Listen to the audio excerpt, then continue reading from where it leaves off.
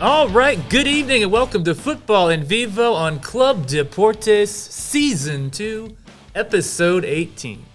We are every week on clubdeportes.com. Follow us on Twitter at Futbol Austin, Futbol Austin. Follow Club Deportes at Club Deportes. For all the latest and greatest sports news and commentary, we have to go to the website debating who's the worst coach, Josh Wolf or Diego Coca. That's clubdeportes.com. I am your host, Eric McCoy, and I am joined by a man who says the only thing better than 2-0 is 3-0. Yes. It's Jorge Chavez. Yes, it certainly sounds sweeter. Sometimes the jokes, they write themselves, Jorge. That was an easy one. Yeah, didn't have to dig too hard for that one. Yeah, I didn't have to dig too deep for that. Yeah, most definitely. So we are definitely going to be pretty Nations League heavy on this show. So if you're a Mexico fan that follows us for Austin FC content, we're just going to apologize in advance. for our giddiness. Yes, most definitely. But we will start, as we do like to do on the show, with some Austin FC talk. No Austin FC game to discuss from this past weekend. Right. But a couple of big matches coming up this week, Jorge. We have on Wednesday, FC Dallas are visiting Austin FC, and then on Saturday, the Houston Dynamo are visiting Austin FC. In case you've forgotten over this past week just where Austin FC reside in the Western Conference standings, well, it's not good. It is 12th place. So two Texas rivalry matches coming up, Jorge. Yeah. I think it's fair to say it's a pretty important week for Austin FC. Yeah. How many points does Austin FC need from this week for the week to be considered a success?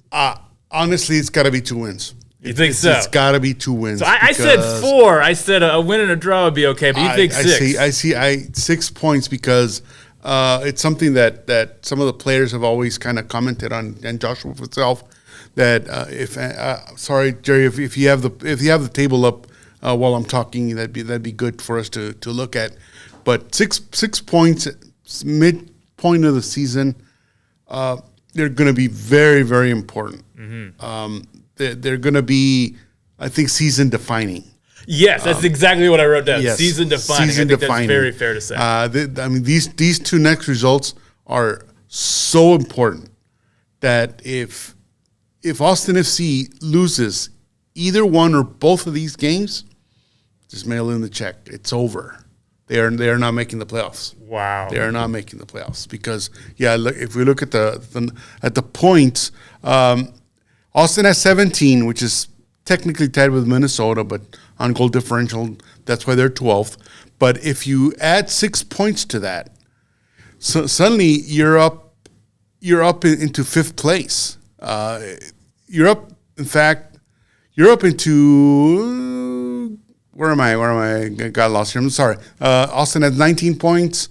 Minnesota and Kansas City have 20. Portland 21. So Austin, if you get good results and get 25 points, you're in 6th place all of a sudden.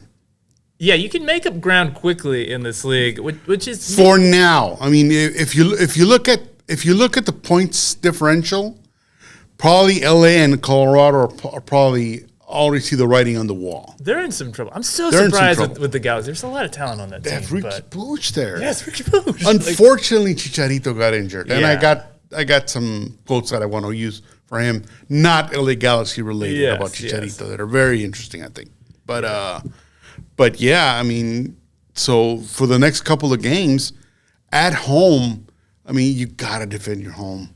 And especially, gotta get results here. As we were just talking, we were looking at the Gold Cup, U.S. Gold Cup roster before we started recording this, and Jesus Ferreira is on that roster, and he has scored 10 goals for FC Dallas. No one else on FC Dallas has scored more than 2. He's a huge part of this team's attack. Yeah. So his absence, I think, is critical for FC Dallas. Right. So you have FC Dallas coming in without their best player. I must win. I think is I think it's appropriate. And in addition to that, if I'm not mistaken, Carrasquilla, who's on the Houston Dynamo roster, he's in the Panama squad as well for Gold Cup. Very important player. So they're going to be missing 2 of their younger, more dynamic players on either team. Here's the U.S. men's national team roster for the Gold Cup coming up this month, and as you can see there, right on the front is Jesus Ferreira. So he's not going to be available for this derby.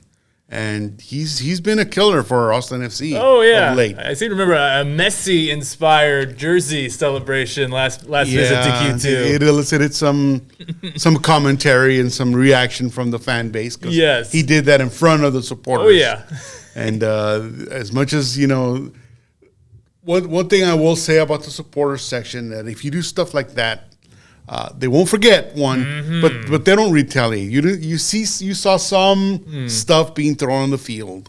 Yeah, but it could have been much worse, and it wasn't. So kudos to the fan base for holding that anger. Yes, but unfortunately they won't be able to express that anger because Ferreira won't be there. But yeah, I mean, Austin FC, I think they're against the wall now. They have to get results at home. Yeah, and the other thing too, so yeah, FC Dallas will be without Jesus Ferreira. Houston Dynamo have really struggled on the road this season. They just, as of last week, picked up their first win away from Houston. They had a 1-0 win against LAFC, who's kind of in that post-CCL hangover state right now. So, yeah, I mean, I think these are two winnable games, and yeah, if you don't pick up points, it could get ugly. Again, it's so easy to pick up ground in this league because it's so tight right now. It's kind compact at the moment, yeah. But, yeah, you could really start to fall adrift if you fail to pick up points, especially at home, rivalry matches against, a weekend FC Dallas and Houston that's not great on the road. Yeah, I think now's the time to start picking up points. Right. Okay, so you say 6 points. I think 4 points would still be okay for me. It's salvageable. If it's 4 points. But if 2 losses, oh boy, I'm pounding that panic button. Yeah, very definitely. And we got to remember as well, speaking of national teams, Danny Pereira made his debut for the Venezuela national team, and he played a lot of minutes. I mean, I think the coaching staff for Venezuela was very impressed with him. He's probably a little bit under the radar, playing in MLS, so he wasn't really as seen. But he made pretty much an immediate impact because the second game against Guatemala, he started. He started that. I saw that. Yes, very, very exciting for Danny. You're right, and I perused a little bit of the Venezuela fan base, and they're very, very excited for him. Nice. They are very, very excited that they found this guy. Now they have to figure out the visa situation for him and the asylum thing, but you for sure they're going to work on that now, knowing what they have. We've been seeing the praises of Danny Pereira pretty much since he got here. Oh, absolutely. He was a little bit undisciplined, I guess, if you will. He has a tendency to accumulate yellow cards. But that's because of his aggressive nature. Yeah. It just comes with the territory. Here's Guatemala, Venezuela, and there he is right in the middle of the top row. Look at that. And looking sharp, Danny. Right next to Josef Martinez and all those guys. So he's making an impact. Yeah, they're definitely a team on the rise in Campo. Definitely. For sure. I think Venezuela's, they're in a little bit of a not predicament, but they were like the minnows, I guess, if you will, of CONMEBOL for a long time. But I think they're starting to get some talent in there now with guys like Danny Pereira. So I'm happy for him that he's kind of made that impact, that he's finally been seen. Yes. Unfortunately, because he's been seen, that probably elevated his value for other teams. That is a good point, because he is still at a very young age, and at an age where in his skill set, he could be a player that I think could conjure up some European interest. So and that's not going to work, obviously, because of his asylum situation that he's in. But as soon as he fixes that, he's gone. He is gone. Wow, I think so? I think so. Okay. I think the only reason he's still here is because of that visa, because he can't really play any. I don't think he can even play in Canada, if I'm not mistaken. I have to look. He played against Montreal last season, right? In Montreal, he picked up a red card in that game, didn't he? Right. So there's that. So there could be some sort of arrangement where they can't. But where do you see him going in Europe? Just out of curiosity. I probably what level do you think? Probably one of the. I see him like at Eredivisie maybe. Okay. Belgian league maybe. So more of that level, not more like of that level. No, not yet. Okay. No, not Spain, not La Liga or Italy or anything like that. But he's got the skill set for it. He is definitely one of my favorite players, and it actually segues us nicely into something I wanted to kind of. So yeah, as you alluded to, Austin FC have played 17 of their 34 MLS matches this season, so I thought it might be a good idea to do like a little mid-season assessment, kind of a mid-season report card, if you will. So I have a few categories, a few questions to discuss. And Danny Pereira, he's going to be my answers to one of these questions because, as is known, I love me some Danny Pereira. But let's begin, Jorge, with some positive news. A lot of negativity around Austin FC these days. Unfortunately, this year, Yeah, but I'm feeling jolly after the Nations League. Yeah, a little euphoric, sure. Yeah, absolutely. So let's keep things positive. Player of the season to this point, Jorge. Who is your Austin FC player of the season?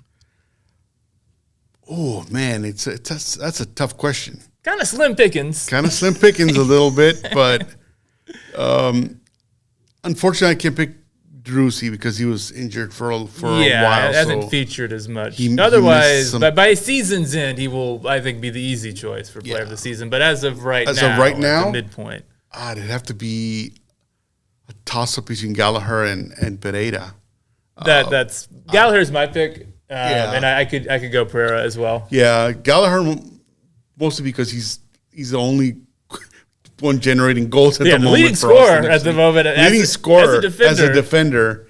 That's not a good look. No, not ideal. But obviously, looking at his history, he was a natural forward for a while. So it makes a little sense that he has got that offensive prowess about him. Yeah, he does occasionally. It's not that far of a stretch to say, defenders, you're getting.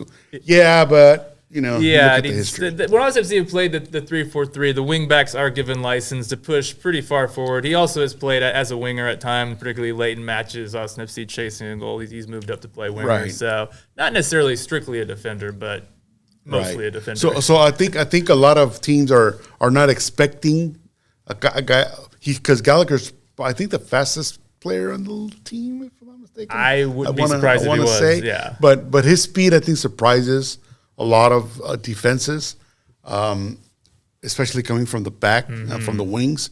So he's got that working for him. But consistently, Pereira I don't think has had that many bad games. He's played well in midfield. Absolutely, and especially considering that he basically replaced Alex Ring, and playing next to Driussi. That I think Driussi is starting to trust him a little more on his responsibilities, especially the defensive responsibilities, because Owen Wolf is more of an offensive threat, and so I think that bodes well for a Driussi that likes to be more attacking minded, and that he doesn't have that worry about him anymore. Yeah, that Pereira I think is kind of. Here's the interesting thing about Pereira, because I think his role sometimes changes in this team depending on who is the other holding midfielder. Like when it's Johan Valencia that's playing next to him, Valencia is going to sit more, so Pereira has more license to get forward. That's when we see the dribbling, progressive carry kind of stuff that he is very good at. Right. Whenever he plays alongside, who else? Owen Wolf, then he is going to be the one that sits a bit more. Right. So then he'll be the more defensive midfielder, and I think he's gotten a lot better. I think of holding his position and doing the more defensive aspects. Yeah, because whenever he plays next to Wolf and Pereira play together, it's more of a double pivot situation between them, but not so much because for all intents and purposes, that is the case. Owen is more of an offensive player, which dictates that Pereira needs to be more of a defensive player. Yes, and so I'm not saying that's not a strong suit. He's very good at the versatility. Both sides. I think, but the versatility exactly. That's something that his that he's been able to present to defenses. That you don't really know if he's going to be more of an offensive threat or a defensive, defensive player. Yes. or a position that they have to deal with. So it presents a little bit of a confusion, I think, for a lot of teams. But unfortunately, that they pretty much know that the front three are not going to produce all that well. so not at the moment. They concentrate more on little bit more on the midfield. Do you see Wolf and Pereira, because let's face it, those are probably the best positions that Austin FC has. Yeah. I think if you're looking for bright spots on the team to this point in the season, midfield is probably kind of the place to look. I mean, you have Adriussi, which was last year's MVP runner-up. Mm-hmm. Then you have Owen Wolf, who just came back from the Under-20 World Cup. And then you have Pereira, who just called up for the Venezuela national team. Yeah. It's pretty good. It's pretty good quality. Absolutely. It's really good quality. Absolutely. Hey, who says there's nothing positive to say about Austin FC these days? They're there. So let's keep the positivity rolling here, Jorge. Yeah. Spoiler alert, my answer to this question is Danny Pereira, but I have most pleasant surprise of the season. And not necessarily, I obviously do going into the season that Danny Pereira is an outstanding player. But I think he's really, taken a step, to the next level. You alluded to he had some kind of disciplinary issues picking up cards last season. Actually, this season only has 4 yellow cards through 17 matches, which for a mostly defensive midfielder, that is impressive. That's not bad. That's not bad at all. Look at how many yellow cards like a Diego Chara has. That's or Alex Ring. He lives off of those. Absolutely. You pick up. That's a position where it's not necessarily even a bad thing to be picking up yellow cards, because sometimes those yellow cards are. You want to make your presence felt for sure. Yeah.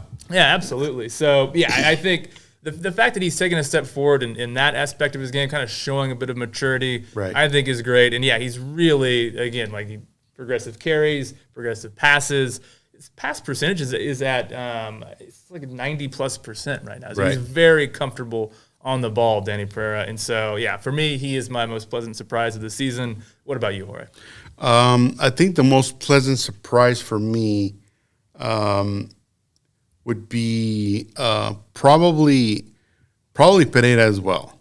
Okay. In the sense that the best player and most pleasant surprise. Yeah, a lot of love for Danny right now. Yeah, in the sense that, a national team does not call you up just because of your nationality. You have to have quality and shown consistency in there. And so I think looking from outsiders into your team and him playing, that speaks volumes of his progression of what he's been able to handle this season. A tough season, by the way. Yes. Because, I'm sure it was a much easier season last year when now they have your front three scoring at will pretty much. But this time, where it's pretty scarce, there's a lot more you're responsible for a lot more. Yeah, the burden increases. And so you got to hold a little more, be a little more patient. And so I think the faults of the forwards have elevated the play of the midfielders. I think that is a good way of looking at it, because I would, the midfield I think is what's keeping this team at least within touching distance of a playoff spot. Yeah, I think that is a very good way of looking at it. And so they're going to be pretty important coming through. And I'm not sure if Pereira will be playing on Wednesday for FC. He might come in as a substitute after playing these last 2 games. Yeah, the rotations in the East Coast, by the way. Yeah. And so I think Wolf coming back from the World Cup, I think he's more acclimated now to being back on the team. And so I see him starting. I probably see Alex Ring starting. But it goes back to the same problems that Austin FC has had with the center backs. Do we know how Ring is doing with the injury that kept him out of the last match? I haven't read up on it. I'm hoping he's not out, because I shuddered to think about where this team would be. We'll have to throw in Johan Valencia in there. Not a bad choice, but they're just dynamically different players. And then Valencia is going to be more of a defensive, holding back, helping out with the defense, and a Ring is more a progressive going forward guy. So. It's just the difference. You play the guys that you have that are available. So I don't know. Probably something that we'll have to look at for Wednesday's game to see if he's available. Most definitely. Well, you don't need me to tell you, dear viewer, that there's been some disappointment to this Austin FC season. Jorge, I want to know, which player do you consider your biggest disappointment for Austin FC in 2023? Rigoni. Okay. Yeah, I fully expected. I gave him a pass last season. Okay. It's very rare for a guy like say Driussi, who came in late in the season, last season before that, to make an impact. And Driussi certainly made an impact as soon as he showed up. We were hoping that would happen with Rigoni last season. It did not, but I still gave him a pass. I thought, he needs to acclimate to his team, and blah, this and that and the other. We're halfway through the season, and he's only still produced just 1 goal. 1 goal, 2 assists. 2 assists. And he's shown flashes, but he's shown flashes all the time he's been here. It's time to get over the hill, man. Yeah. And he's just not producing. Yeah. I don't know if it's the injuries that have happened. I don't know if it's a situation, we'll preview it a little bit, of a Balogun that is not acclimated to his team yet, so he's not as playing as well. But something's just not clicking with him and the rest of the team, especially him and Zardes. Yeah, I expected that's kind of going to be my second guess. My second choice is Zardes, through no fault of his own. I think he expected to be fed more. Yeah, from the wings, and Driussi going down was definitely a setback.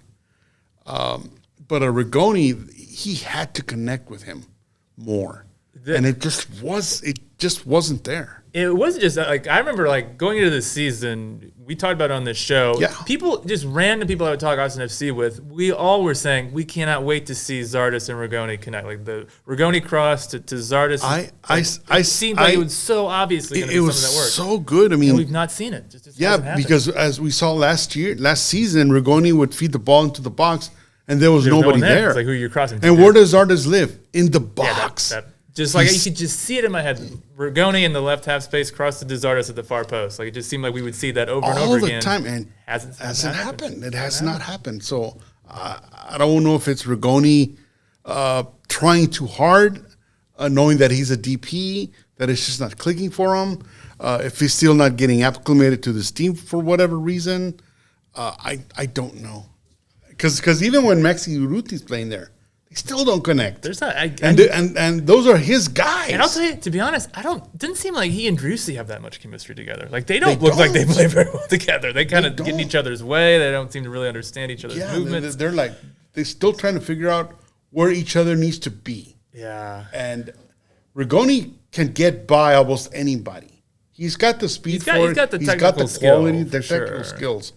But once he does that, how many times do we see him, like, in the box, in the final third, like, in a seemingly good position, and then it just falls apart? He plays the wrong pass. He waits too long and lets the defense get back and get settled. Yeah, exactly. Takes a bad shot. Yeah. Okay. Regarding Rigoni, I just wrote, I can't be disappointed if I didn't expect much in the first place. Like, to be honest, I was willing to give him a chance. And we talked about, like, him and Zardes, we thought maybe there'd be a connection there. Yeah. But really, when you look at his numbers in his career, like, he just never really delivered a huge volume of goals and assists. So while I expected more, particularly in the assists category, I'm not necessarily too surprised that we are where we are now with Rigoni. So for me, I had Zardes listed. I think just 3 goals. This is a guy that I thought, was just going to be instant impact. Like, just plug and play. It was going to work immediately. 15 goals, at least 10. Yeah, we that's what I had predicted for him. Yeah, it's just he's got a ways to go to get to 15 goals right now. It's going to be one heck of a second half of the season if he's going to get that. And then the other name I have listed, and I hate to say he's one of my favorite players, but it's Diego Fagundes. He's had injury issues, and that could be a big part of it, but just 1 assist. And he has, despite injuries, has still featured in 13 matches. So he has played a decent amount of football. Right. But, just hasn't produced. He's just not the same player he was last year. He really isn't. He really isn't. For the first year of a big contract, not a good look. I hate to call him out because we're about to get to someone else who's talked about that contract. Right. And I'm not particularly happy about that. And he's pretty much the face of the other than Driussi, the face of the franchise. Oh yeah, I would say like he and Stuver, like in the community, are kind of like the two. They're really deep into the community, and Driussi loves the fans. He loves to hang out with them. He's always there, but he's not, probably because of his injuries, which is something that Austin FC has dealt with for all season long. Yeah, the injuries have been an issue. They have had an injury bug that I don't know what it is. That could be the biggest disappointment, injuries for this season. I mean, they're just snake bitten right now, and it looks like they're a little bit better. But then we have Rado, I thought it was going to be an instant impact, and he has, but then he got injured. Yeah, his shoulder seems to be falling out of the socket. Gets injured. If he wouldn't have gotten injured, he probably would have been my pleasant surprise. Yeah, I agree. Because we talked about this before in analogy with American football. If your name isn't called on the offense, it means you're doing a good job. If your name isn't called on the defense in soccer, you're probably having a good job. Yeah, 100%. And Leo Väisänen does not get red cards, does not get yellow cards. He does not get bullied around. Nope. Doesn't make mistakes, really. He really is, he's a solid player at that position. Yeah, especially coming in for Gabrielson, I think has filled in very nicely. He filled in very, very nicely. And so, obviously, unfortunately, he got his knee injured. So, it does. I seem to recall that it's not requiring surgery. No, he should be back at some point in the not too distant future, right? But it's still going to be a couple of months of whoever we got. Yeah, and absolutely. So we'll see, and we'll see what happens. Hopefully, this international break helped. Yeah, always good. Some mending of bones and muscles and stuff. So we'll see how they end up. Yeah, much needed for sure. Okay, one final question before we move on to the Nations League stuff, Jorge. Let's pretend you're Professor Alvarez for the moment. Okay. So that's putting you in an interesting headspace right there, I'm sure. Give Josh Wolf a grade for how he's done this season. If I were a David Alvarez clone, I'd give him an F. I'm sure he would. I'd give him an F, and because he's the one that calls, that designs the starting lineup. Mm-hmm. He's the one that designs the script that David loves to talk about, which means he's in charge of who's going to be substituting in. I'm sure they have a progression of, if this happens, this guy goes in. If this happens, this guy goes in. You would like to think, yeah. And so, unfortunately, you can't really plan for who gets injured out there in the middle of a game. So I'm sure when a guy like Cascante gets injured in the 10th minute, you don't have a replacement for that for the whole season. And they were a disaster when that happened. And then when Driussi gets injured, same thing. And then when Diego Fagundes gets injured, same thing. And then Väisänen gets injured, and on and on and on and on. Kolmanic gets injured last of the season. Yeah, that's a big one. And so you bring in guys that pretty much off the street from second division Belgium somewhere. They don't pan out. And then you do bring guys that are familiar with MLS, like Lundqvist, and they don't play him. So who is in charge of making those decisions? The coaching staff. And the coaching staff has not dealt. What an image right there. I know. in his national team getup, by the way. Yes, indeed. So the responsibility falls on the technical staff. Josh Wolf in particular. That I know that you can't coach injuries with injuries. Injuries happen, and you deal with it, and you play whoever's left. But some of these decisions, I mean, good God, I mean, what? We still don't understand. I'm sure he sees it, but the answer has always been, he plays good in practice. It's not translating to the game, and so I'm sure Rigoni is a wonderful practice player. He's the best. But after 17 games, sit him. Yeah, sit him down. You don't have options there. Ethan Finley was very good in that same position. He was very good in the position last year. I would even venture to put Redes in front of Rigoni. Redes has shown signs of life this season. At least Redes shows a little bit of heart.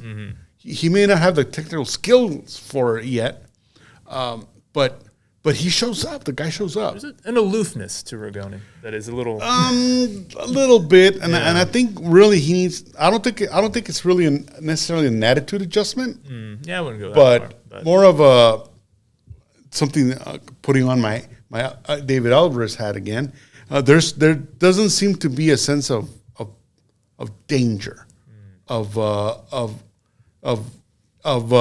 like a fear of losing your fear spot. of losing my spot, fear of losing my job. There's None of that, really. consequences that are to be had, That falls back on the coach. and that goes back on the coach. If he were to light a fire under Rigoni's butt and sit him a couple of times, even a healthy scratch, just give him a game off. Well, let me ask you this, Jorge. Why is Zardes has seen the bench this season for not performing well? Diego Fagundes has seen the bench for not performing well. Alex Ring was benched to start the season, and he was fine. Very, very great player for the first two seasons with this team. Why is he on the bench, but you can't bench Rigoni? Yeah, that's a. I'm a D plus on Wolf. I have sympathy for the injuries, and I think when Driussi went out and he switched to the 3-4-3, I think that was a really kind of great little thinking outside the box moment. And they went on a pretty decent run even without Driussi. They had a big win in Seattle, draw in Portland. So that was great, but he for didn't. the most part, But he didn't stick to it. He didn't stick with it. He went back. As soon soon as Driussi came back, they went back to the old ways of 4-3-3, and it's not been successful. That's not worked. So So imagine a 3-5-2 with a Driussi roaming wherever he wants to roam. Mm-hmm. I think that's going to bode well for Rigoni, because Rigoni doesn't have to rely. I think Rigoni is more of a free agent type of player, where we saw him play on the right side, and he played well on that side. So I think you probably start him on his natural position of left winger, but let him and Driussi do in-game management and switch. Well, maybe Driussi go up front a little bit, Rigoni in the back. Confuse the defensive. Throw a wrench in there somewhere. Yeah, I think you could still play the 3-4-3, but you just have like the wingers in the 3-4-3. They really play more as like number 10s. They kind of operate underneath the striker, and the width actually comes from the wingbacks. Yes, I think it would fit both of those players perfectly. I think if Finley could come in as well, if you want to bench Rigoni. So you have options, and I think it would really suit Driussi because he's more or less still going to be playing in the same types of areas as he would in the 4-3-3 or the 4-2-3-1. And he can do that knowing that he's got 4 other midfielders and 2 or 3 other midfielders and the 3 guys in the defense, that he doesn't have to worry about that aspect of the game. He can just go forward. Yeah, absolutely. There's a lot go of forward on the left, go forward on the right to behind. the center. Yeah. He's got the skills and the ability for it. Just free him. Let him go. Yeah, absolutely. So that's a big reason. Going away from the 3-4-3. I think Zardes' struggles. I'm not going to put that all on Giassi. I question Wolf there. Like, why haven't you been able to integrate this guy? The Fagundes' struggles. The criticisms of Fagundes in press conferences not great, especially the criticisms of calling out his contract. Not a good look. I didn't understand this moving the captain's armband from Ring. That was a weird one. There's a lot of vibes issues that I think just don't seem great. So for all of that, D+ to Josh Wolf. Okay. Yeah. If you're ready, Jorge, let's get to some fun stuff. There he is. There's the guy right there. You're right. That must have been a happier time for Josh there. It must have been a picture from last year. Yeah, probably a 2022 image, almost certainly. The D+. Oh, the D+. Hey, the D+ I didn't picture. Give him an F. I did give him an F. A D+, not D-. So not bad. It's almost passing. Okay. Nations League, Jorge. That was a pretty big thing that happened this past weekend. Pretty big. The U.S. men's national team, your 2023 Nations League winners. By champions, by the way. Yes, definitely. The second in a row. 3-0 win over Mexico, 2-0 win over Canada. Just how impressive is this triumph for the U.S., Jorge? Very impressive. Okay. Very, very impressive. We just talked about this in the offset. There's the CONCACAF Nations League champions. And, suddenly this Nations League, in my eyes, has become more important than the Gold Cup. Oh, easily. Look at the rosters for the respective everybody brought their A-team. Yeah. And that doesn't bode well for Mexico, by the way, that they brought their A-team. Yeah. And we'll get to that definitely. Mexico, yeah. But here's the Gold Cup roster, by the way. and only 5 of these guys were on both on this roster and the National League roster. But one of those guys, 2 of those guys are important. Well, 3 of those guys. Miles Robinson, which is a steady defensive presence there as a center back. They had Matt Turner, which is the goalkeeper until somebody, Solina or Horvath or somebody displaces him. So he's pretty solid there. Oh, yeah, very good. And they have an Alex Zendejas who didn't even play in Nations League. And I think he's probably as good and as shifty as Pulisic was at this because they grew up, they played together. They were under 20s, him and Weston McKinney and Tyler Adams and those guys. So they're friends. They know each other very, very well. And you were telling me before, I don't follow Liga MX that closely, but he is apparently playing quite well for Club America. For Club America, that's the Giants of that's Liga MX. Like the best team in Mexico.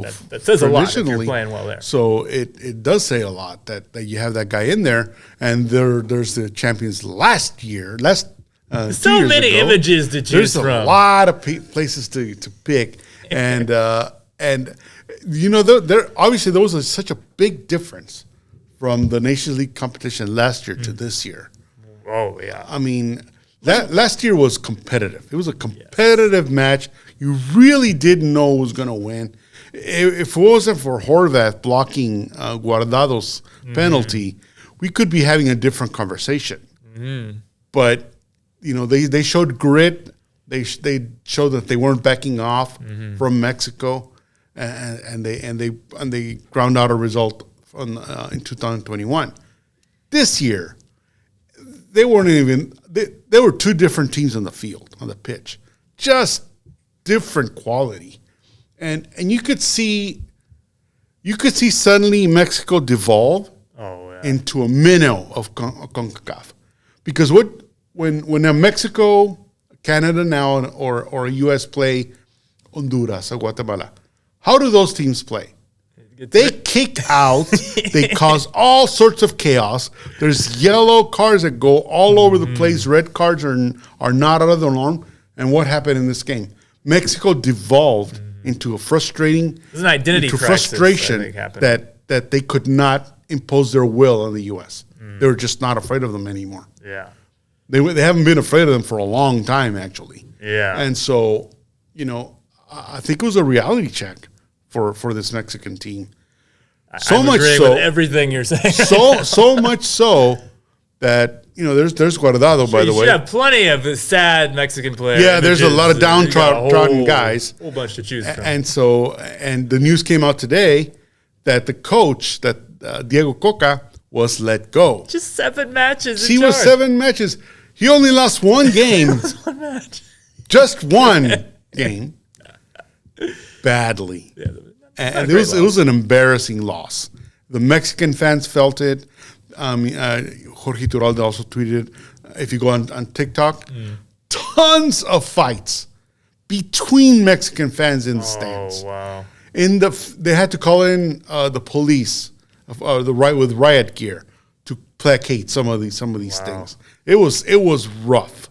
It was a rough game to beat. Yeah, this feels like a real moment of reckoning for this national team. It should be a moment of reckoning. This should be a moment that prompts wide-scale change for this. And the change was immediate because Mexico still had their 3rd place game to play against Panama empty. Announced crowd of 8,000. 8,000? 8,000. Wow. There was some people that shot a video of the parking area of the stands empty. Wow. You could park in front of the stadium for that game. Wow. The fans made a statement. They did not show up. There actually was a decent amount of Mexican jerseys in the U.S.-Canada match. I think there were more Mexican jerseys in the U.S.-Canada game than at the actual Mexico game. Wow. And a lot of those probably stayed to watch the real game. But see some good soccer. I mean, it made an impact on the federation. I mean, they pretty much fired Coca right off the bat, and so I mean, look at the stadium. Oh boy! When would you ever think that a Mexican game, even friendlies, have tons of thousands and thousands of fans? Oh yeah. $60,000 for they're all tree. They could have a C team in a friendly, and you have more fans. But this was such a disappointment for them. Do you think this was deliberate? This is the fans saying we're not putting up with this. Absolutely, we want to change. Absolutely. Now, and we're not even talking about the Mexican media. They had full meltdown. I saw some pretty good stuff. Just Geraldo was posting some very funny. They were tabloid stuff. It was bad. It was really bad. Well, now, okay, obviously they made a change today. Diego Coca out, but to me, Jimmy Lozano in, by the way. Yeah, Jimmy Lozano in. To me, it seems like these issues run so much deeper than just who the coach is. So, is this going to satiate the fans and be happy with the coach being gone, or do they want bigger reforms for this federation as a whole? I think it's going to take a lot more. I think it's more of a cultural thing, not the culture of the fans. The fan culture in Mexico, they don't have anything to worry about, but they expect results. Yeah. They have been pretty, let's say, it's spoiled for a long time that they were the kings of CONCACAF. Yep. No longer. And I think when we talked about the meltdown from the players, I think that's a big part of them realizing, wait, we're not the players meltdown. Yes, we're not the kings anymore. Like they're not dominated by the U.S. Guzman, he expected to start these games and he didn't. And he's probably one of the better players that they had. Santi Jimenez. I didn't understand that. Santi Jimenez did not play all that much either on the U.S. game. Yeah, I have sympathies for Coca, but that didn't make any sense. That did not make any sense. You start him in Panama, and he was awful because the players just really didn't have... tough to get up for a third-place game. Yeah. And even, if you saw that Panama game, Panama played pretty well. Panama are trending upwards. That bicycle kick that Panama, I don't know why it was called offside. I see it over and over. I don't see where the call came from. So it should have been a draw, probably going to penalty kicks, which is, God, man. Penalty kicks is a third-place game. How much worse can you be than playing, extra time and penalties in a third-place game? With 8,000 in attendance. 8,000 in attendance. Wow. So they're in a real crisis, and this has been going on for a long time. I was going to read you the quote. Yes, I'm curious to hear this. In late April, a couple months back, Fox Deportes interviewed Chicharito Hernandez, all-time goal scorer for Mexico, has not been called up since 2019. And in part of that interview, he admitted that it was his fault, that he did some decisions, some partying going on, and after a game in 2019 that caused a rift between him and Martino, and that caused him not to be called up. And now he's got an ACL injury, so he's probably not going to get called up ever again. Yeah. I think that ship has sailed. But before all that, they interviewed him, and they asked him, the state of Mexican football. And this is what he said. I want to see Mexico world champion, but we need to have 40 players in Europe. First, they open the doors for us as managers, but also as players that we have to be brave and get out of our comfort zone. It's more of a sacrifice to be alone in Belgium at 10 degrees Celsius, 10 degrees below 0 Celsius in November, than to be at 20 degrees or 70 degrees Fahrenheit in Guadalajara, eating tortas ahogadas and be with my grandmother. I know many players who are afraid of not making the money they are earning, even if they already have a lot or lose a little bit of fame. That says he is throwing everybody under the bus. He's throwing the federation. He's throwing the owners of the teams in Liga MX because I think that's been the fundamental problem. They don't want to sell, right? They don't want to sell the young players. They want to keep them for their greed. They're not looking at bettering Mexican football. They're looking at bettering Atlas, at bettering Chivas, at bettering Tijuana, but not overall. So if they have young players in their development leagues, they're not gonna sell them. They're gonna push them up to the first team, get 3 or 4 years out of them, until they're 24 and 25. But I think by that time, it's too late for them to go to Europe. They need to be in Europe at 18. Yeah, look, when Pulisic and Reyna, those guys, McKinney, all very young when they went. Right. I mean, I think Pulisic is a little bit different scenario, but Reyna, where did he get his start? You would say, NYCFC, where his dad was. Weston McKennie, he's an FC Dallas product. Tyler Adams, same thing. Zendejas came out of, I think, the San Jose. No, came out of one of the academies. I can't remember which one, but it was an American academy. Young guys like Diego Luna. They're going at very young ages. Love the player. I can't wait for him to be a full-time men's national team. He came out of the Earthquake Academy. Kate Cowell, Earthquake. You mentioned all these guys, and right now, Kate Cowell. All these under 20 players. They're 20, 21. They won't last here in MLS. I know. Diego Luna is in RSL. He's not going to stay at RSL. He's going to Europe, and so US does have 40 players in Europe. Yeah. Who does Mexico have? 4 or 5 guys? Yeah, they're in pretty good teams. Irving Lozano is with Napoli, and Santi Jimenez is playing real well, and they have all these guys. But for the most part, they're doing the Diego Lainez route. They're riding the bench. Yeah, they are not Alvarez making an gets impact. Pretty good playing time at Ajax, but overall not a ton. Yeah. Not a ton of It's players. interesting. I just want to bring up a quick point about a U.S. player, and I'm thinking of Jordan Morris, right? A guy that didn't go to Europe He was projected to go. He was close to signing, and he's around the same age as Pulisic, maybe a little older than Pulisic. I think so. But in that same kind of class as McKinney, Adams, is maybe a couple of years older. Didn't go to Europe, stayed in North America, and he's having a fine career at Seattle, but he's not. I mean, he's on this Gold Cup roster, which is kind of a C-team roster. He's not a part of. He's not going to be getting big minutes at the 2026 World Cup. I don't think. No. But that's an example of if you don't make that move, even if you have a ton of talent, if you don't make that move at a young age when you can really, improve yourself as a player, it can really kind of put a pretty low ceiling on what you can actually achieve in your career. I mean, we're at a point now that the U.S. fan base hates to see MLS players on the roster. boy, do they.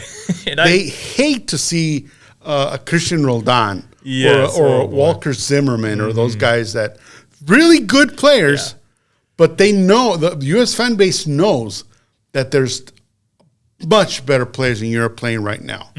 And so now it's a U.S. fans team term to be spoiled, that they have that ability.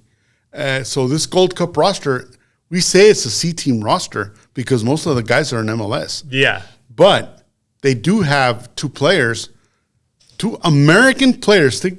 Just let that sink in. 2 American players being starters in Liga MX. We have Zendejas and Alan Soñora. When have you ever heard of that? And Zendejas is like a legit starter for America. He's not some some signing. No, he's the man. He scored a goal. I mean, so impressive. He scored a goal with a broken nose in Liguilla. I mean, that guy's got grit, and he didn't even play in Nations League. He's probably going to start all the games for Gold Cup.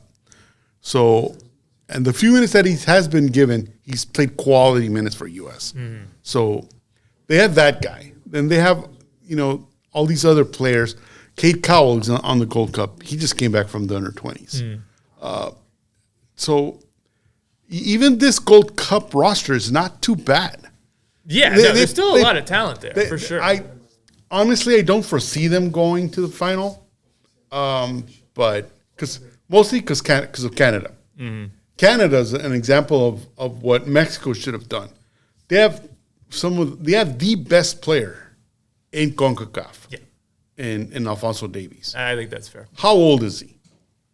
He's 22? Yeah, he's still very, very young. He didn't last all that long in MLS. No, they was the Whitecaps, and then off he went. And he playing well where he's at. So Canada has emulated what the U.S. is doing. Mm-hmm. Yeah, Taj Buchanan's already gone off to Europe. I think he went to Turkey, right? I think he plays in Turkey. I think he's in Turkey. You have Jonathan David doing big things in France. So I think there's probably more Canadians in Europe than Mexicans. They're really out of like key players. Absolutely. A lot of key, at least the key players. Mm-hmm. So they're getting better, and then you have all these other teams that used to be minnows that really aren't minnows anymore. You have a lot of Panamanians playing in MLS now, a lot of Hondurans playing in MLS now. A lot of these teams are elevating themselves because they have more opportunities. And they're being seen, and they're playing in Europe now. So it all boils up, but Mexico's such close-minded. I don't know. Yeah, I don't know why they didn't see this coming. Yeah, I think it's really holding them back, and it's actually similar to the conversations. I remember these conversations happened with England a lot before the Premier League became the destination for like the most cosmopolitan of leagues, because there's so many coaches from other countries and players from other countries. But it is interesting. But years ago, it was always.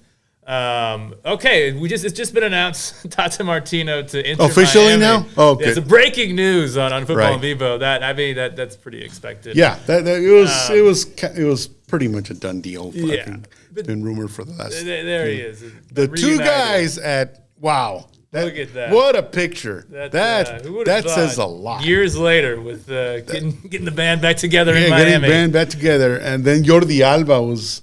I read somewhere that he's considering going to Inter Miami now, so they really are trying to get the band back together. Yeah, interesting. But just to finish up that point, though, there was a lot of talk. A lot of messy and Tata images there. Yeah. But there used to be the conversation. Yeah, England players they need to go abroad to get more experience, play in Spain, play in Germany, pick up from those other cultures. You can learn, important tactics, important ideas. You want to be a part of the global network of ideas. There's a lot of theories, even beyond soccer, that you want to be connected to the brightest minds around the world. And Mexico just very closed off, I think, right now, and it's not good. Okay, a couple of things I want to get to. Some big news that broke during that Mexico game, Jorge, right at halftime. That was just a surreal evening all around. Yeah. But Greg Berhalter is, you could say U.S. just won with an interim to an interim coach in BJ Cowles. Maybe the coach doesn't matter. Maybe people are freaking out about the coach for no reason. But Berhalter's back. Yay or nay on this one? I think he's going to be held more in check. Look at what Gio Reyna just did. The only reason U.S. let off the gas against Canada is because Gio Reyna got injured, unfortunately, again. But when Gio Reyna is not injured, he is one of the best players that U.S. has on that team. Oh, yeah. You can no longer say, we'll see, we'll measure. He's got to iron that relationship gotta start. 100%. He's got to, he look at the team he inherited now. Balogun. I'm so excited about Balogun. and a player and then who's behind him? Pepe. He scores. Yeah, looked very good against Mexico. Was not called up to the World Cup. You need to mend these relationships with all these guys. Pepe seemed pleased that Berhalter was coming back. He seemed that he's fine. So. I think he understood the position he was in. He probably knew that there were guys ahead of him. And for what it's worth, it seems like Pulisic, McKinney, Weah all seem to be pretty big Berhalter fans. Seems like Pulisic was a big guy. Yeah. And so when you have most of the player pool in favor of this move, it's probably not a bad thing. It's questionable why they hired an outside firm to hire the same guy you just let go. The timeline was odd. Let's not say let go. They didn't fire. They just didn't. Didn't renew his contract. Yeah. They wanted to see what's out there, and what's out there is my whole thing. There's a lot of people very unhappy about this. A lot of people unhappy, and I just kind of pause and think, like Pep Guardiola was never going to take this job. Zinedine Zidane was probably never going to take this job. Jose Mourinho was probably never going to take this job. To me, it was really between Berhalter and Marsch, and while kind of okay on Marsch. I think he's a little maybe hard done by some of the luck he had at Leipzig and Leeds. But he plays such a different style from Berhalter. It's like almost polar opposites, and I think it would be such whiplash to go from all the work you've done over the past couple of years under Berhalter to build this positional play, possession-oriented style, to then switch to this very direct, high press, just get the ball, kick it forward, and in high press. It just seemed like that would be too much of a change. And so I was not big on Marsh. I'm more or less like whatever with Berhalter. I think this pool is so talented that, like, man, I don't know. Like I think it's fine whoever the manager is. Yeah, I mean. Those a quote from the Mexican commentator on Mexican TV for TV Azteca. I said talking about the Mexican team. It doesn't matter who you put out there; it's the players. Mm-hmm. He was talking negatively at the time, but you could also say the same thing about the U.S. team. It doesn't really matter. They put B.J. Callahan, who's the assistant coach. This guy did the video editing for the team. Now, let's not be dismissive of that. Yeah, no. Because Callahan has a unique insight because he cut the tapes of the opposing team. So he knows what the opposing team players are capable of and what they are not capable of. Mm-hmm. And he also put the tapes together of the U.S. roster. So he had a different perspective, but a good perspective. I mean, jobs just suddenly opened up for BJ all of a sudden. Yeah, he's going to be called in, and he's never been a head coach anywhere in his career. What do you think about Austin? He's been just curious. Again, interesting that came up, but that's his coaching experience. That he's more of a player. Analysis type of guy, but he put in an amazing tactics based on the players that he observes. He's probably observed these guys for a long time, knew what they're capable, knew what they could do, and he set them free. He let them play free flowing, fun football. Yeah, not passing. This was a relaxed, competent team. Yeah, it was great to see. Will Berhalter do the same thing? Or will he impose what he has before and hold these guys back? That's the fear. Yeah, that he's going to rely on his tactics more than on the players' abilities that he's got. I think that's a good point because Berhalter at his worst, it would be very like station to station, highly synchronized, predictable, I think as he progressed along, like the best performances under Berhalter resembled what we just saw at this Nations League. When he would let them go. Yeah, when he would take the reins off. Take the reins off and do whatever you want, pretty much. I think that is a good point. And I think the U.S., I think he needs to recognize that he's got the talent now. And these guys aren't even in their prime. We talked about, I mean, you mentioned that the average age of the team. 23.9. 23. Balogun, 21. Pepe, 20. I could go down the list. And all these guys are between 25 and 20. The oldest guy was Zimmerman, 30 years old. Turner's 26. I mean, these guys are going to be around for 2 cycles at least. Yep, absolutely. And we haven't even mentioned the guys that didn't show up, all the U20 guys, Owen Wolf among them. My guy Diego Luna, I love me some Diego Luna. I'm always going to talk about that guy. Absolutely. Cade Cowell. I mean, on and on and on. Just I could name 50 guys. The cupboard's stocked. I mean, the cupboard is stocked for the next decade, easy. Yeah, and it's only going to get better. So I want to ask. Okay, These 2 questions are related. We have about 4 minutes to go. I just want Balogun. I am so hyped. I just want to in case people are unaware, but this guy on loan in Ligue 1 from Arsenal. Yeah, from Arsenal. Yeah, so an Arsenal player scored 21 goals in one of the top 5 leagues in Europe. Was averaging 3.63 shots per 90. I mean, he's such a strong player, but is so smooth with the ball at his feet. Just a technical. He can create shots for himself, which is so rare in a striker. And the goal that he scored against Canada, it was just a thing of pure beauty. I mean, and let's be fair. Gio Reyna is used to playing with that type of player. Yeah, like Erling Haaland. He had Erling Haaland in front of him. I don't want to get too carried away, but that was a Haaland-esque push and then drive. That reminded me so much of Dortmund. It really did, right? It really did. And then he's and this year he's used to guys having Jude Bellingham there. So Gio Reyna is used to playing with these types of guys. Player. Yeah. And so I don't think for him it's that big a deal. No. And so you gotta foster, you gotta take care of that. You gotta build that up. So hopefully, now that Jude Bellingham is gone from Dortmund, that may give Gio Reyna a little bit more opportunities to actually start, because whenever he came in for Dortmund, he was dynamic. Oh yeah, he almost saved the season. He almost gave them the title that final day. I mean, that really must speak well for him. Yeah. Knowing that how the season started with a controversy in the World Cup, well, the season resumed. That could throw off a lot of young players. Yeah. Just throw them off, loss of concentration, whatever.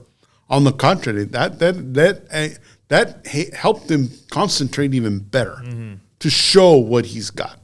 And boy, did he show what he's got. Yeah. And so they have that guy in there. And then you have Pulisic that we talked about. He's been bouncing around Chelsea all this time. On the bench, writing seats on the bench. And so he's been bouncing around. And I saw some statistic that maybe you know about it too, that Chelsea has started 30 different players last season.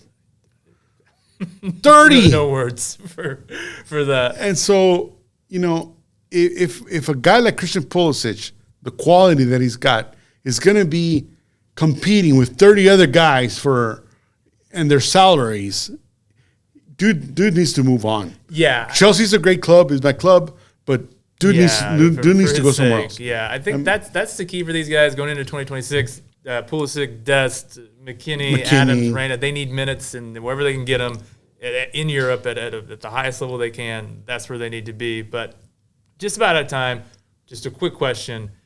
What's the ceiling for the 2026 World Cup with this team? Like, how far can this team go on home soil in 2026? Jorge? Honestly, it's going to depend on the club situation. Okay, yeah, I agree. It's going to depend on their club situation. And I think the big test is going to be the 2024 something. I can't wait for that. That's going to be so much fun. Conmebol, the Copa America. If McKinney, Dest, Pulisic, Reyna get minutes, regular minutes, even get to be starters in their club teams, they're going to be an amazing team to watch in 2024.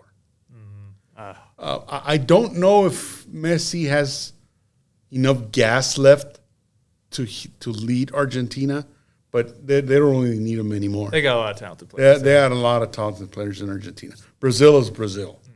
And so it'll be interesting to see how much progress they can make in that tournament. And I think that'll determine how they do in 2026. And I think the ceiling is, they're not there yet. As good as they are, they're not there yet. They'll get better. So for me, I think if I just dream my wildest dreams, I could see a semifinal. Yes. Like, honestly. I could see a semifinal. Think like anything, luck of the draw. I mean, if you're in the group of death suddenly, it'll be a little difficult. Yeah. But if you come up with a good team by then, and you avoid the likes of England and Argentina and Brazil until that time, you play against Romania or whoever. Even Portugal or whatever. Like a Chile, like one of the smaller teams. If you play Chile, then I don't think I have an issue with that. So that has to do a lot of how you progress. I mean, Costa Rica was able to progress a couple years back. Quarterfinal. And got the quarterfinal because they had a good draw. And a very not necessarily amazing a good team, but a team good enough to play 1v1 against a lot of these guys until they met up, who they met up with. Netherlands, I think, got them. Yeah, and so Croatia, you don't really think of them as a world power. They've gotten there they got to the finals in 2018 and got to the semis, I think.